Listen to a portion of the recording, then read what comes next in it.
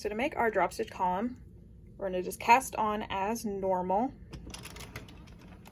I'm going to do a small sample swatch here.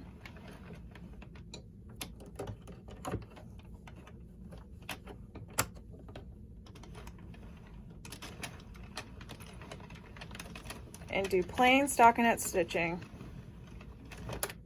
for a few rows. As always, you want to go slow, especially for these ends, because they will not want to catch on you. You get it? There it goes.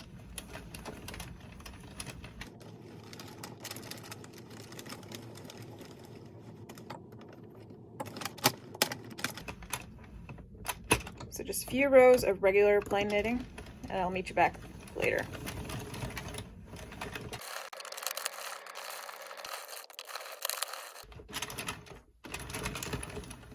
Okay. So we've done a few rows of regular plain stockinette, and now I'm going to want to start my drop column. This is going to be the bottom of my drop column.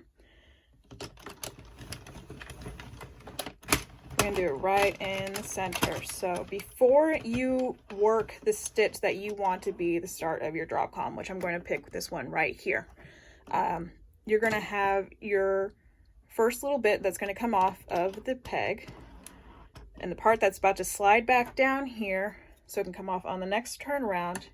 You're going to grab that with your little loom hook and get it taken off of the hook. Move it forward. Your next stitch over is where you're going to transfer this over. So it's going to cast off that first stitch, and you're going to want to transfer it over to the hook. It can be a little tight. You just got to encourage it. Stick that back down there, and it's going to basically double up that stitch. Make sure it pulls down. There it goes. And you see here that there is no yarn here that's going to be cast off the next row.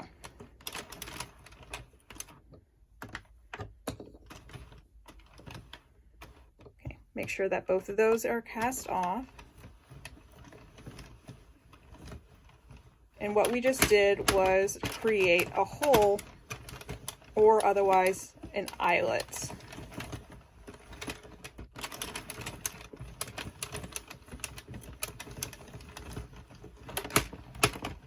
You'll want to make note of what stitch or what row you did that eyelet for, because we'll be returning back to that specific row or that column stitch to do our drop stitch. And you can see here, there's a big old hole. We're going to do a few more rows. Whoop.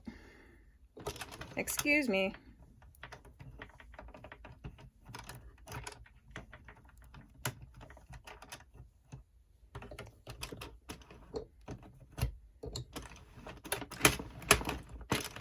Be doing a few more rows of regular plain stockinette, and then we will get to the top of our drop stitch and actually drop it off.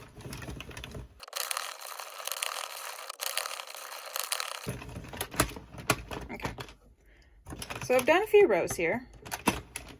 We're going to go start heading back to our column. So there's our hole. That's going to be the bottom of our drop stitch. We did this in stitch 9. So here's stitch 9. What I'll do is make sure that number 8 catches it, but pick up this strand and loop it behind number 9. So essentially we're just going to be skipping it. Make sure 8 catches it normal, and 10, the next stitch, is going to be catching it normal. See right here, this is our drop stitch. That's going to be where our drop column is going to start. Now essentially, since this didn't catch on anything initially, it's going to cast off. and it's going to be completely loose. I'm going to do a few rows.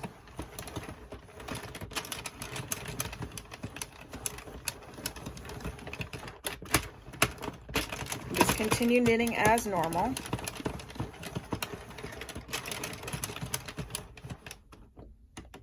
And you can see here, right here, is where we skipped our stitch, and that's going to be our drop stitch. You just want to give it a little pull.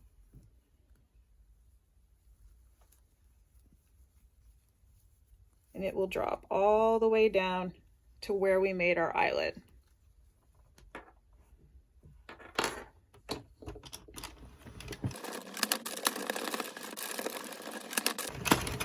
And making that eyelet initially is what helps secure the bottom, because we need to secure that stitch. Otherwise, if you don't create that eyelet, it's just going to unravel all the way down to the very bottom.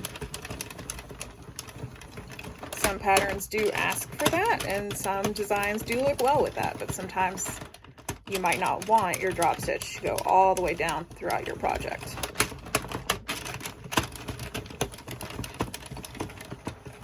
Okay. Now normally once you would be done, you would cast off as normal, but this is just an example, so I'm not going to be casting off as standard.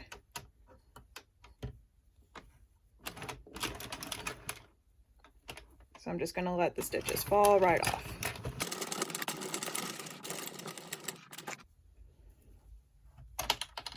But you see here, this is where we skipped our stitch, and this is where we created our eyelet. So it's an intentional drop stitch column.